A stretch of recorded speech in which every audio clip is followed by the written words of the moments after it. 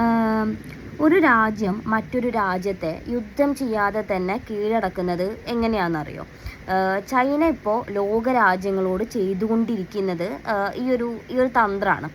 ഇതിനെയാണ് അന്താരാഷ്ട്ര രാഷ്ട്രീയത്തിൽ ഡെപ്റ്റ് ട്രാപ്പ് ഡിപ്ലോമസി, അല്ലെങ്കിൽ ചൈനയുടെ കടക്കണി തന്ത്രം എന്നൊക്കെ വിശേഷിപ്പിക്കുന്നത് അല്ലെങ്കിൽ വിളിക്കുന്നത്. ഇത് കേൾക്കുമ്പോൾ നമുക്ക് വലിയ സംഭവമായി തോന്നും, പക്ഷേ കാര്യം വളരെ ലളിതാണ്.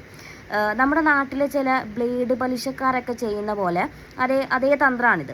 സാമ്പത്തികമായിട്ട് പിന്നോക്കം നിൽക്കുന്ന രാജ്യങ്ങളെ ചൈന സമീപിക്കും. അവർക്ക് എന്നിട്ട് വലിയ സ്വപ്നങ്ങൾ കാണിച്ചു കൊടുക്കും.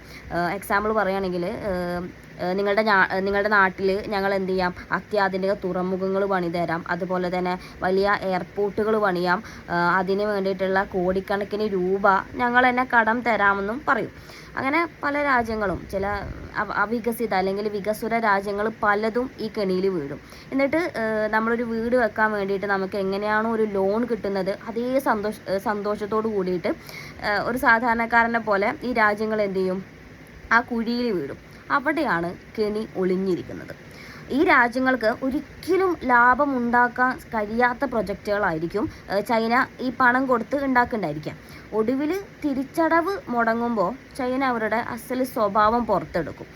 അവർ പറയും, നിങ്ങൾക്ക് പണം തരാൻ കഴിയില്ലെങ്കിൽ വേണ്ട, പകരം നിങ്ങൾ പണിത ആ തുറമുഖമോ വിമാനത്താവളമോ ഞങ്ങൾക്ക് ഒരു 99 വർഷമോ 100 വർഷമൊക്കെ വർഷത്തേക്ക് ഞങ്ങൾക്ക് എന്ത് ചെയ്യാം, എഴുതി നൽകാൻ അല്ലെങ്കിൽ ലീസിന് തരാൻ പറയും. നമ്മുടെ അയൽരാജ്യമായിട്ടുള്ള ശ്രീലങ്കയ്ക്ക് സംഭവിച്ചതും അത് തന്നെയാണ്.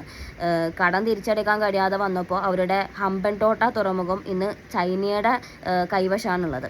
പാകിസ്ഥാനിലും അതുപോലെ തന്നെ പല ആഫ്രിക്കൻ രാജ്യങ്ങളിലും സമാനമായ അവസ്ഥയാണ് നിലവിലുള്ളത്.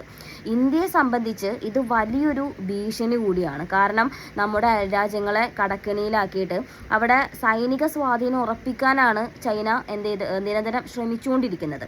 ചുരുക്കത്തിൽ ചങ്ങാത്തം കൂട്ടി വന്ന് അല്ലെങ്കിൽ കൂടി വന്നിട്ട് നമ്മുടെ വീട് ജപ്തി ചെയ്യുന്ന അവസ്ഥയിലേക്ക് എത്തിക്കുന്ന ചില സുഹൃത്തുക്കളെ പോലെ, ചില ബിരുദന്മാരെ പോലെയാണ് ചൈനയെന്ന് പറയാം. ഇതിനെക്കുറിച്ച് നിങ്ങൾക്ക് എന്താണ് തോന്നുന്നത്, അല്ലെങ്കിൽ നിങ്ങളുടെ അഭിപ്രായം എന്താണ്? കമൻ്റായിട്ട് രേഖപ്പെടുത്താം.